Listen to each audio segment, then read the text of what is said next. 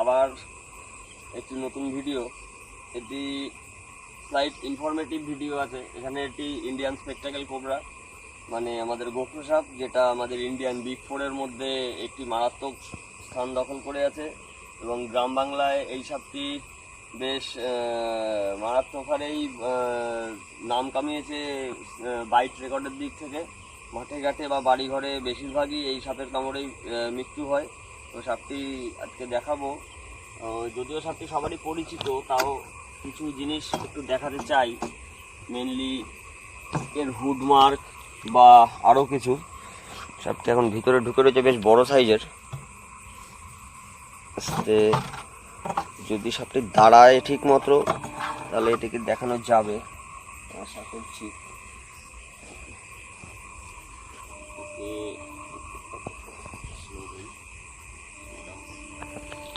একটু ডাউন বেরোতে চাইছে এখন, ওনাকে তুলবে এই আসতে, নো প্রবলেম।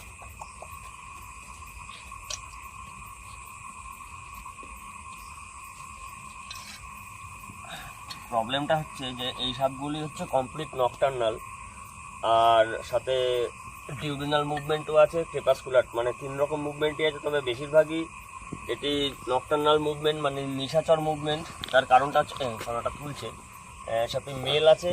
আর সবচেয়ে বড় কথা হচ্ছে এই সাপগুলি যেহেতু নিশাচর, তো যে কারণে এই রাত্রিবেলার মুভমেন্টটা ওর কাছে চলাফেরার মুভমেন্ট, তো যার জন্য সাপটি দাঁড়াতে চাইছে না। তার মধ্যে মাটিটি ভেজা থাকার কারণে আরও ছটফট করছে বেশি। তো আমি যেটা দেখাতে চাইছিলাম যে মাথার পিছনের হুড মার্কটা, এটা অনেকটা এই যে আমাদের ইউ সাইন যেটা থাকে ইংলিশের, বা ভি সাইনটা, এটা যদি আসে খুব বেটার হবে।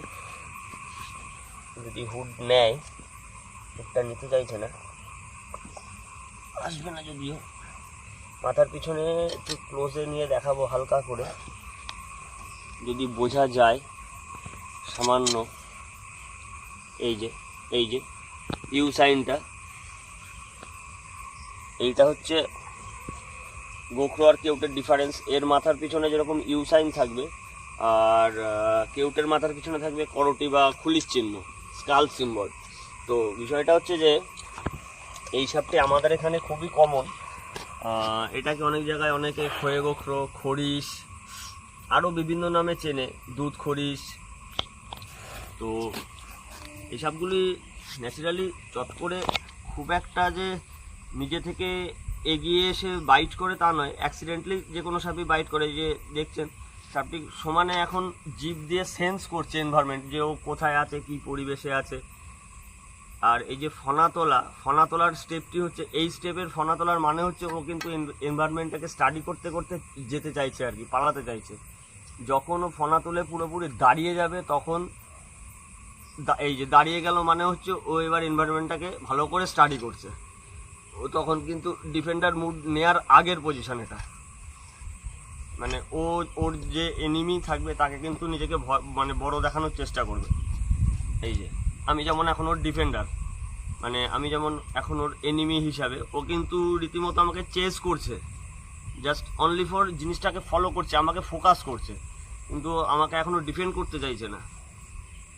আস্তে আস্তে জিভ দিয়ে সেন্স করছে, আমার পা নড়ছে, এই মুভমেন্টটাকে ফোকাস করছে, জাস্ট আর কিছু না। এইভাবে জিনিসগুলো যদি যে মাঠে ঘাটে যারা অ্যাক্সিডেন্টের সম্মুখীন হয়, তো তারা যদি একটু চলাফেরা করে দেখে, তাহলে কিন্তু সাপ কিন্তু নিজের মতনই পালিয়ে যায়।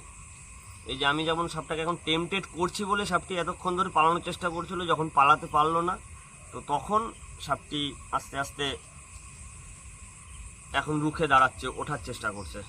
তো ব্যাপারটা এইখানেই যে এই সাপটি আমাদের এখানে খুবই পাওয়া যায় মাঠে ঘাটে, গ্রাম বাংলায়, বাড়ি ঘরে সবসময় দেখা যায় কম বেশি। তবে এই যতক্ষণ ফনা না তোলে ততক্ষণ একে দাঁড়ার সাপ বলে লোকে ভুল করে, এবং সেই কারণেই প্রবলেমটা, অনেকেই অনেক রকমভাবে না চিনতে পেরে অ্যাক্সিডেন্টের সম্মুখীন হয়। আর এই যে আস্তে আস্তে ফনাটি নামিয়ে দিল, তার মানে ও এখন পালাতে চাইছে। তো আর এর বিশেষ সম্পর্কে বলবো, এটি হচ্ছে নিউরোটক্সিন, মানে যেটি মানুষের নার্ভের ওপর এফেক্ট করে। Post synaptic neurotoxin.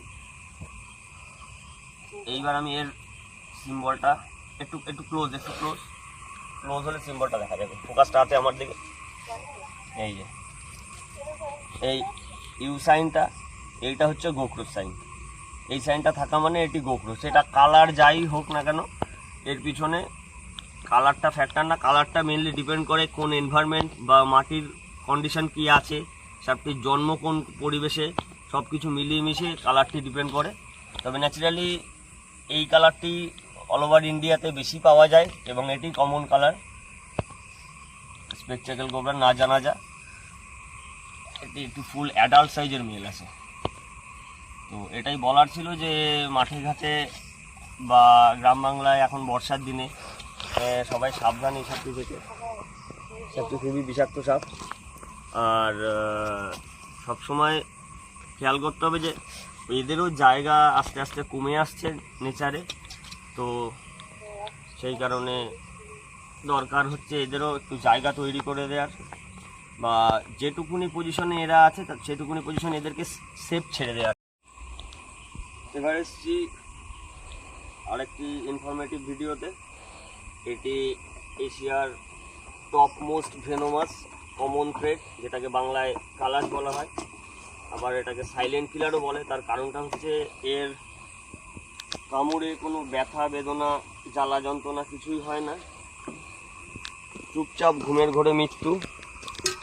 একটা সময় ছিল যে এই সাপটির বাইট ডাক্তাররা বুঝে উঠতে পারতো না, যার জন্য এটাকে অস্বাভাবিক মৃত্যু বলে সব জায়গায় চালনা করা হতো। এই সাপটিও কমপ্লিট নকটার্নাল। এই যে এখন রাত্রিবেলার এর মুভমেন্ট শুরু হয়েছে, এটি দেখে এরকম মনে হচ্ছে, ওই লাইটটা বন্ধ, এটি দেখে এরকম মনে হচ্ছে কিন্তু এও পরিবেশ সেন্স করতে চাইছে, এই আলো সহ্য করতে পারে না একদমই।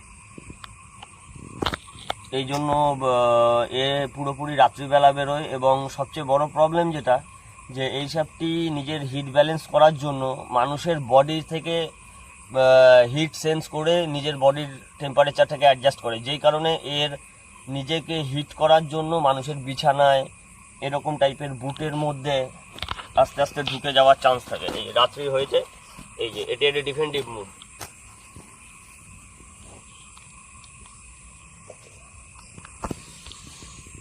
এটি ডিফেন্সিভ মুড।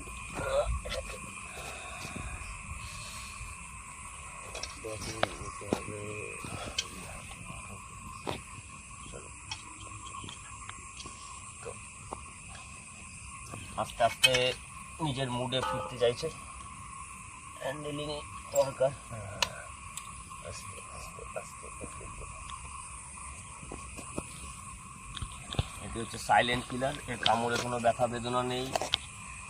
সাইন্টিফিক নাম হচ্ছে বাঙ্গারাস কেরুলিয়াস। এটি নিউরোটক্সিন বিষ সম্পন্ন, কিন্তু এর ক্ষমতাটা এতটাই বেশি শক্তিশালী যে এর বিষের অনলি 1 মিলিগ্রাম একটা মানুষকে মারার জন্য যথেষ্ট। এবং এর আর একটা স্পেশালিটি হচ্ছে এটাকে এশিয়ান ব্ল্যাক মাম্বা বলার কারণ হচ্ছে, যেমন ব্ল্যাক মাম্বার একটা ক্যাপাসিটি আছে যে প্রত্যেকটা বাইটে same quantity of venom expose করতে পারে বা ডেলিভার করতে পারে। এও কিন্তু মোটামুটি আমাদের এশিয়ান ওয়েদারে যত সাপ পাওয়া যায় তার মধ্যে এর স্পেশালিটিটা সবচেয়ে বেশি, যে এও কিন্তু মানে প্রত্যেকটা বাইটই কিন্তু ডেডলি বাইট করে, এর কোনো ফলস বাইট হয়ই না। কারণ এর লেথাল ডোজটা বা LD50-র পরিমাণটা এতটাই কম যে এর সামান্য একটা দাঁতের স্ক্র্যাচও একটা মানুষের ক্ষেত্রে বিপজ্জনক হয়ে যায়। আর সবচেয়ে বড় প্রবলেম যেটা, এর কামড়ের কোনো সাইড ইফেক্ট সেইভাবে বোঝা যায় না, এবং যে টাইমটা যেভাবে বোঝা যায় সেটা কিন্তু লোকে স্নেক বাইট হিসাবে আইডিয়াই করতে পারে না। নর্মালি পেটের চারিপাশে মানে নাভির চারিপাশে ব্যথা, শ্বাসকষ্ট টাইপের একটু প্রবলেম হালকা, তারপরে আস্তে আস্তে বুকে চাপ ধরা ব্যথা, এইগুলো আসে, যেটা জেনারেলি ইনডাইজেশন বা ডায়রিয়া হলে হয়। সেই কারণে লোকে পেট খারাপের ওষুধ বা গ্যাসের ওষুধ বা ইনডাইজেশনের ওষুধ খেয়ে কিছুক্ষণের জন্য রিলিফের জন্য শুয়ে পড়ে। হালকা ওষুধের অ্যাকশানে যখন রিলিফ হয় তখন ভাবে আমি সুস্থ আছি, তারপরে আবার যখন ওষুধের অ্যাকশানটা কেটে যায় তখন আবার জিনিসটা রিল্যাপস করতে শুরু করে। এবং সেকেন্ড টাইম যখন এর এফেক্টটা রিল্যাপস করতে শুরু করে তখন কিন্তু পেশেন্ট অলরেডি কিন্তু ততক্ষণে কোমায় চলে যাওয়ার টেন্ডেন্সিতে পড়ে যায়। তো সেই ক্ষেত্রে এর বাইটে কিন্তু পেশেন্টের মরার চান্সটা 90% চলে যায়। তো সেই কারণে রাত্রিবেলা একটাই কথা বলবো যে ঘুমের মধ্যে আচমকাই যদি কোনো কারণে দেখা যায় যে হঠাৎ করে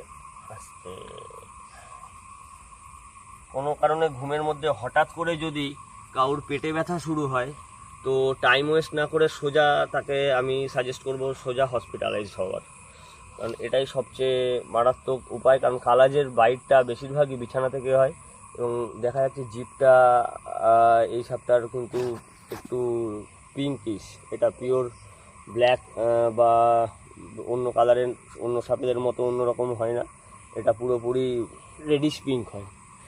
আর গায়ের ওপরে এটা হালকা খোলস ছাড়বে বলে অত বোঝা যাচ্ছে না, গায়ের ওপরে ডবল ক্রস ব্যান্ড এবং মাথা থেকে এর বডিটা থাকে পুরো কালো এবং ঘাড়ের কিছুটা পর থেকে এর একটা করে সিঙ্গেল ডট থাকে স্পাইন বরাবর। আর একটা জিনিস দেখাতে বলবো, যদি দেখানো সম্ভব হয়, যে স্পাইনাল কর্ড বরাবর এর 6 অ্যাঙ্গেল স্কেল থাকে। এটা কি দেখানো সম্ভব হবে? সাপটি যদিও খোলস ছাড়বে, তো সেই কারণে খুব চাপের ব্যাপার দেখানো। এই পজিশনে স্পাইন বরাবর 6 অ্যাঙ্গেল স্কেল থাকে। আর সাপগুলি খুব ভালো ক্লাইম্বার, মানে এরা আর্বোরিয়াল হয়। আর্বোরিয়াল মিন্স এরা খুব ভালো বাইতে পারে, চড়তে পারে। এরা যে কোনো জায়গায় একটু সাপোর্ট পেলে, ইভেন এমনও কন্ডিশন পেয়েছি আমি রেস্কিউতে যে ক্লপসেবল গেটের মাথায় উঠে সাপটি বসেছিল। সাপটি টেম্পটেড হয়ে গেছে, এখন ফুল মোশনে চলে এসছে। তো এদিকে আর বেশি স্ট্রেস আউট